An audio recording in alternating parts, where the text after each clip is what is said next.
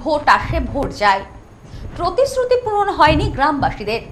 ঝালদায় ব্রিজের দাবি আজও পূরণ হয়নি এলাকাবাসীদের, উগরে দিয়েছেন ক্ষোভ। জীবনের ঝুঁকি নিয়ে পারাপার, সেতু নির্মাণের দাবি গ্রামবাসীদের।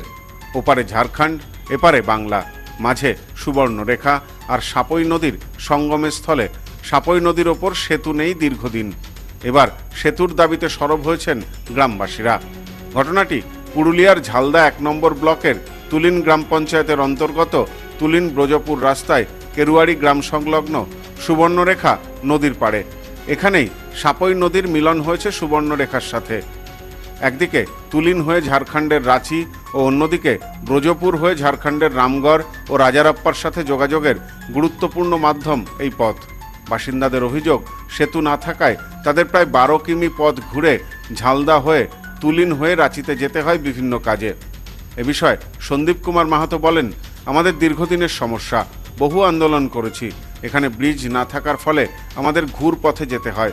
পারাপার হতে গিয়ে জামা কাপড় ভিজে যায়, ছেলে মেয়েদের খুব অসুবিধা হয়। এই তুলিন যোগাযোগ তো একদম নেই।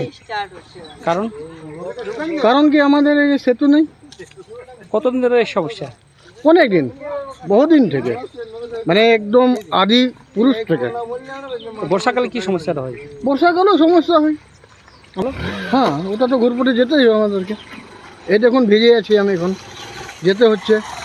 কিন্তু এটা অনেক আন্দোলন করা হয়েছে, হ্যাঁ, কিন্তু হচ্ছে না এটা। এলাকাবাসীর অভিযোগ, ভোট আসে ভোট যায়, নেতারা প্রতিশ্রুতি দেন কিন্তু কাজের কাজ কিছু হয় না। মহাবীর মাহাতো নামে স্থানীয় অপর এক বাসিন্দা বলেন, আমাদের এখানে ব্রিজ নেই, বছরে প্রায় ৩ মাস জল দাঁড়িয়ে থাকে, আমাদের খুব অসুবিধা হয়। এই নদীর ব্রিজ সেতু নাই, সেই জন্য আমাদের আসা যায় অনেক অসুবিধা। প্যান্ট জামা খুলে পার হতে হয়।